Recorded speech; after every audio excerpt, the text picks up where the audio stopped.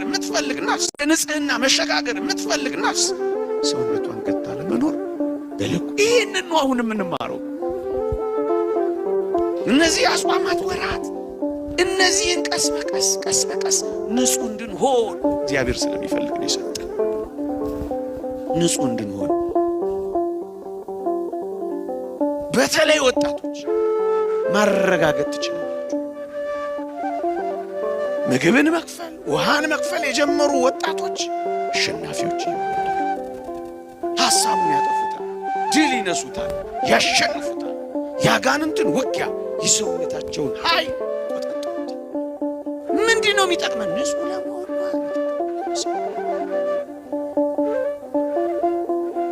ኃጢአትንና በኃጢአት ያለውን ሐሳብ ድል መድረስ። ዓለሙ በዚህ ማደል መከራ እየበላ ያለው ቅድም ባልኳችሁ በምግብ ሐሳብ ምክንያት ይጋደላል። ምግብ አብዝቶ በመመገብና በማማረጥ እንዴት ያሳዝናል። በሱ ደግሞ በዝሙት ይወድቃል።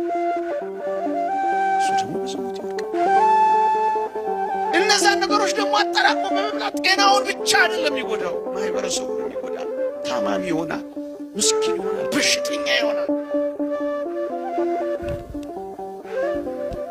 ሶስተኛ ንጽህና ገንዘብ ማድረግ የሚፈልጉ ክርስቲያኖች በዚህ በመንፈሳዊ ጾም ውስጥ የሚጠቀሙት እጅግ ልዩ ጥቅም ንጹህ መሆን። ከዛ በኋላ የልብ ንጽህናው፣ ከዛ በኋላ የጸሎት ብርታቱ ቀስ እያለ ይመጣል ክርስቲያኖች። ስለዚህ በመጠን አብዝቶ ቢያንስ አሁን ጾም ያበቃል። ከዛ በኋላ ሕይወታችን ድል እንደሚያደርግ ተጓዦች ሁሉንም ነገር በመጠንና በልኬት አድርገን እንኖራለን። ሶስተኛ አራተኛ እና ሌላው ትልቁ ጥቅም ደግሞ ምንድን ነው ካላችሁ የሚራብ ይላሉ አባቶቻችን፣ የሚራብ ሰው አቅሙንና ድካሙን ስለሚያውቅ ከመታበይና በራስ ከመተማመን ከኩራትና ከመኮፈስ ይርቃል ይላል። ድካሙን ይረዳል። ሚራብ ሰው ሚጠማ ሰው ድካሙን ይረዳል። ያለ እግዚአብሔር አቅም እንደሌለው ያውቃል። ስለዚህ ከመታበይ ከትምክህት ከኩራት ከማናለብኝነት እንዴት ያዩኛል ከማለት ሁሉንም ጭብጥ ጥርግጥ አድርጌ የምገዛ ሰው ነኝ ከሚል ግብዝ ሐሳብ ይድናል።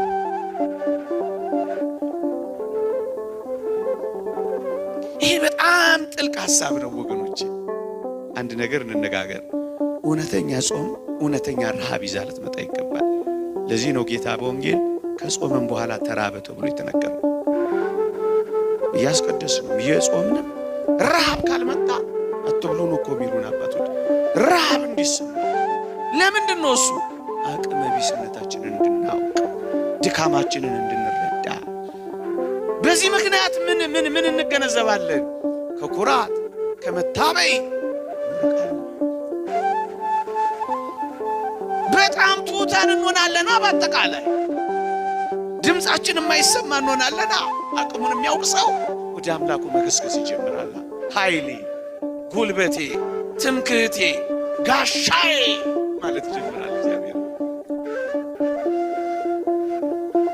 እንደ ቅዱስ ዳዊት በጾም የተጠመዱ ሰዎች፣ በጸሎት እንባቸውን ከምግብና ከመጠጣቸው ጋር የቀላቀሉ ሰዎች አቤቱ ነፍሴ ወደ አንተ ትናፍቃለች ማለት ይጀምራሉ። ምድረ በዳውን ቅድስተ ቅዱሳን አድርገው መዘመር ይጀምራሉ። የቅዱስ ዳዊት መዝሙር አብዛኞቹ መዝሙራት ተመልከቷቸው በምድረ በዳ የተደረሱ መዝሙራት ናቸው። በኤዶምያስ ምድረ በዳ የዳዊት መዝሙር ይልላችኋል። በምድረ በዳ ብቻውን ሆኖ ተሰዶ ልጁ አሳዶት ሳኦል አሳዶት የጸለያቸው ጸሎቶች ናቸው። አንዳንዴ መሰደዶች፣ አንዳንዴ መቸገሮች፣ እንዲህ አይነት ምስጋናዎች ካፈለቁ እሰይ ነው የሚባሉት። ግን እንዲህ አይነት ሰው አቅሙን እግዚአብሔር ማድረግ ጀምሯል። ደካማውን ምንኛ ረዳኸው እያለ መዘመር ይጀምራል። ኃይል የሌለውን ምንኛ ኃይል ሆንከው እያለ መቀኘት ይጀምራል። ከራሱ ኩራት ከራሱ ትዕቢት ትምክህት ይወጣል። በጦሩም በኃይሉም በጉልበቱም አይመካም፣ በገንዘቡም አይመካም፣ በውበቱ ማይመካ ደካማ መሆኑን ያውቃል። የተወደዳችሁ ክርስቲያኖች ለምን መሰላችሁ? ምትራብ ሰውነት፣ ጥጋብ ያልተሰማት ሰውነት ለመጸለይ አቅም አላት። ጮኬባችሁ እንደሆነ ጀንጂ። ለዚህ ነው ቅዱስ ዮሐንስ አፈወርቅ በምሽት ጸሎትህ ተንበርክከ የአምላክን ስም ስትጠራው ሆድህ እንዳይከብድህ ሆድህ በልኩ ሙላው የሚለው ማታ ማታ ትጸልያለህ።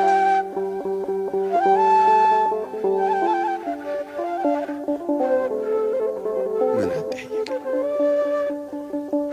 ግን ወዳችሁ ከሞላ እንኳን ልጸልዩ ሰው መናገርም ነው የሚያቅታችሁ። እውነት አስብ እያፋሸጋችሁ እንዴት እቺ ሆድህን እያሸ እንዴት ትጸልይ? እንቅልፍ ነው የሚለው። እውነት አስብ እንቅልፍ አላቸው።